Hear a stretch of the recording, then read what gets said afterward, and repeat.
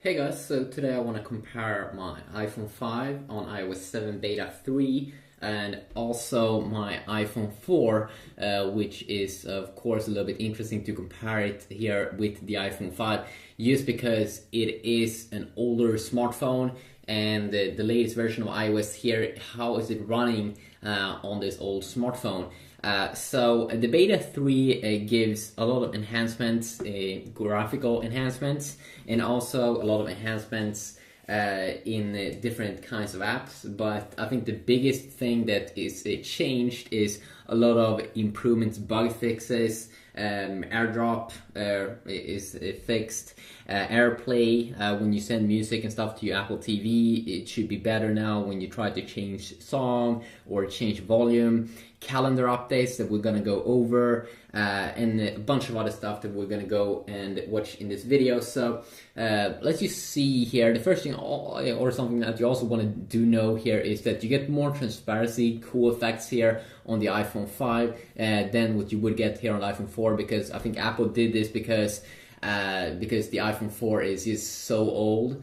If they would have add all of these special effects, then it could probably be even slower, and that's not going to be fun. That's not going to be fun. You won't be able. You do want to be able to use the device. So one of the new updates, of course, that you get on both devices here is that the status bar is increasing in size up here at the top on both when we are inside of the lock screen, and then it shrink a little bit when we go out here.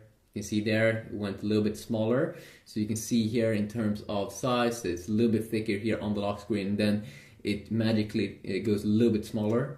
There you go, a little bit tinier there at the top. You get that on both devices. And also what you do get here, or at least on the iPhone 5, is more transparency here when we talk about folders. So you can see this folder here. Okay, actually, you also get that transparency here on the iPhone over here, which you can see is the iPhone 4. If we take a look at it here on the back, AU1332, it's the GSM iPhone. So you can see there, transparency there, a little bit more than the version before, the Beta 2. And same here, of course, goes with the iPhone 5. And also, if I continue on here, also the notification center, we've heard some UI tweaks here. The font could be a little bit changed, but here you also do see that we get a little bit more of a cool effect here on the iPhone 5 than what we do get here on the iPhone 4, because you can see through and all, and that's pretty nice. That's pretty awesome. Also, we get an update here on the icon down here, like the clock icon. It's a little bit changed compared to before, and let's move on here. The calendar now is showing days where you have an event already. You will see a little bit of a dot. So if you go into the calendar here, let's see here, when you go into the calendar, you can see that you will see a little bit of a dot there, or on the days where you have something planned. So you can see I have something planned on this day. So when we go down, there you go, something thing. If this would be Beta 2, and if you would have something on that 10th, the same day, you wouldn't see a dot, which I've already showed in another video. And you also do get a new font, it seems like, in the weather app. Should be, from what I've heard, could be a little bit changed over there. Not a big thing, of course, is some small little things. And also when you play music with Spotify or something, I'm just gonna quickly show you a new thing that you will see on the lock screen. So this little thing is that when you play music, now when you're on the lock screen on both devices, you will see the time up there also. You didn't see that on the Beta 2, so that's also something I'm pretty sure you do get here in the iPhone 4 update of Beta 3. And then we do have some minor app updates also. As I said, it's probably bug fixes and stability improvements in various apps that you will see over here. But then we also have some small things here. How the calculator looks is a little bit different compared to the earlier. It moves around a little bit more in the UI. So you can definitely see it up there from beta 2. Or I did at least see a little bit of a difference over there. And then when you go to settings area here, and when we go down here, let's go down to brightness and wallpaper. You will see a little bit of UI fix over here at this area compared to beta 2. Not of course a major thing, but nice little mini tweak over there. And when you download apps as well, let's download Tiny Wings here on the iPhone 5. Or let's just download Angry Birds.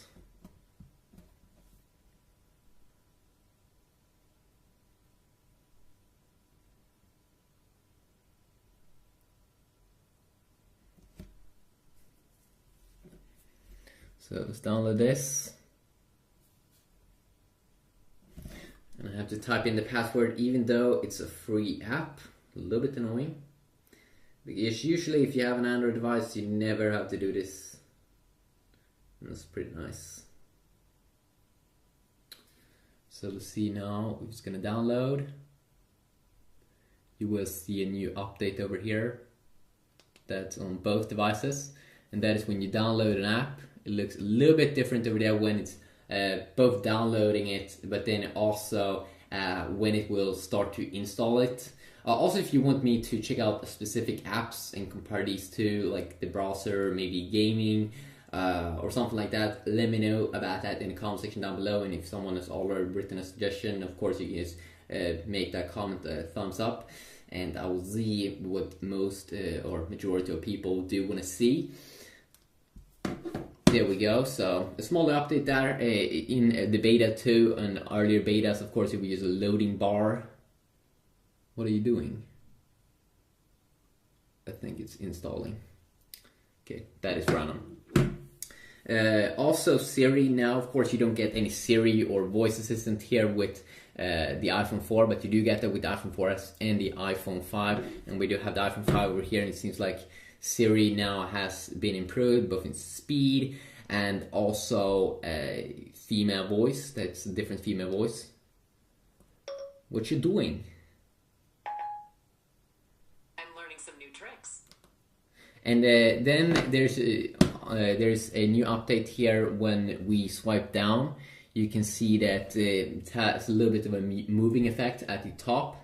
There we go. So a little bit of an update over there if you compare it against your beta 2.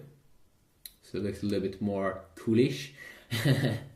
And you can also see here that of course there's a difference here also in transparency when we talk about the keyboard with both these devices, that you get more transparency here on the iPhone 5 than what you would get here on the iPhone 4.